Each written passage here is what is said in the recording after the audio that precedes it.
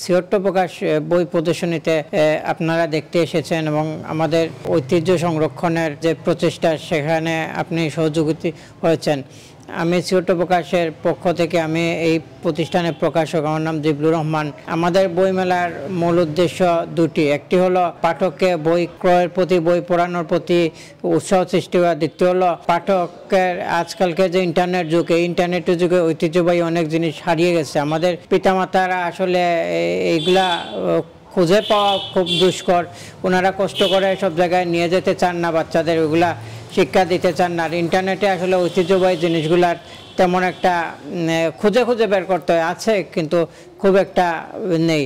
তো ঐতিহ্যবাহী জিনিসগুলো পিতামাতা যাতে সন্তানদের দেখান, সেজন্য আমরা আসলে বইয়ের সাথে পুরাতন জিনিসগুলো মিলিয়েছি। আপনারা যদি এখানে মেঘনা বিবাহী আটা দাঁড়িয়াপাড়াতে আমাদের সিয়ট্ট প্রকাশ সপ্তম বইমেলা শুরু হয়েছে 10 জানুয়ারি থেকে, চলবে 10 ফেব্রুয়ারি দুপুর 2টা থেকে রাত 10টা পর্যন্ত। আপনারা যদি আসেন এখানে আপনারা মাটির বাসনপত্র শহর, আগের আমলে যে রাজকীয় যেসব জিনিসপত্র ছিল ওগুলোর প্রতীকী দেখতে পারবেন।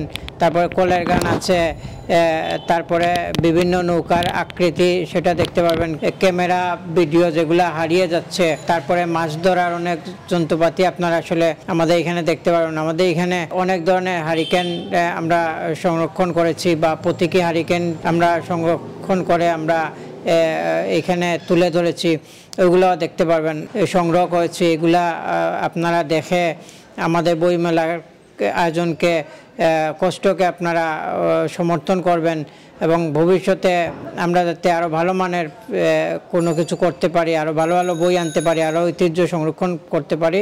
আমাদের বইয়ের মধ্যে বেশিরভাগ বই হলো শিশুতোষ বই। যেহেতু আমার আব্বার নামে একটা বৃত্তি আছে, শামসুর রহমান বৃত্তি, যেটা শামসুর রহমান ফাউন্ডেশন কর্তৃক পরিচালিত। গতকালকে এটা পুরা 27 বছর হয়ে গেছে।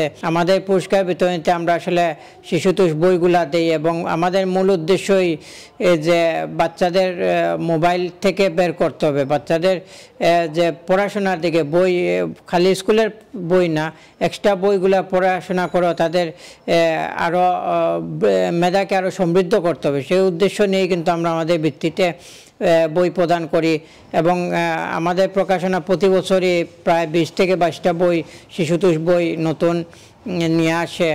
এগুলো আমাদের মেলাতেও থাকে। এখান থেকে নির্বাচিত অনেকগুলা বই আমরা আমাদের ভিত্তিতে পুরস্কার বিতরণ হিসেবে দেই।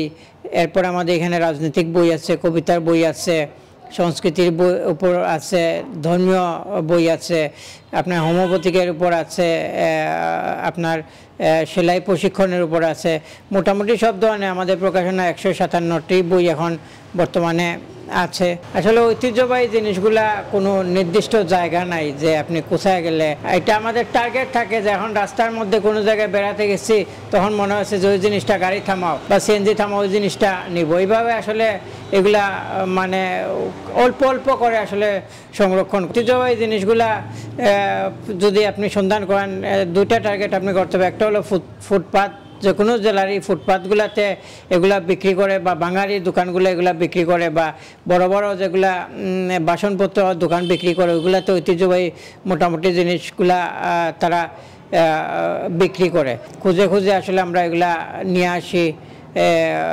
আর আবার অনেকের কাছে আছে বা এই জায়গায় গেলে পাওয়া যাবে, সেই সন্ধান দেন, সে জায়গায় আসলে আমরা যাই, গিয়ে এগুলা সংরক্ষণের চেষ্টা করি।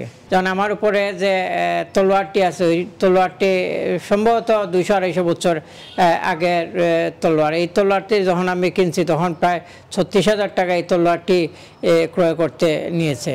তো এটা যখন যেটা মনে হয় যে আমাদের সুন্দর লাগে, তখনই আমরা এটা আসলে সংরক্ষণের চেষ্টা করি, কারণ আমরা ঐতিহ্য দিয়ে, পুরাতন ইতিহাস দিয়ে আসলে বইকে সমৃদ্ধ করতে চাই, বই মেলাকে সাজাতে চাই। এর জন্য আমাদের কোনো নির্দিষ্ট টার্গেট থাকে না যে আমরা এত টাকা জিনিস সংগ্রহ করব। আমরা যেটাই পাই, যেটাই আমাদের চোখের সামনে আসে, ওইটাই সংগ্রহ করি। বই মেলা যদি মানুষে আপনি শুধু বলেন যে এখানে বই মেলা চলতেছে, আমাদের 95% মানুষই বলে বই কে পড়ে, বই কেনার দরকার কি, এটা ইন্টারনেট যুগ, আমরা ফ্রি PDF পড়লেই হয়।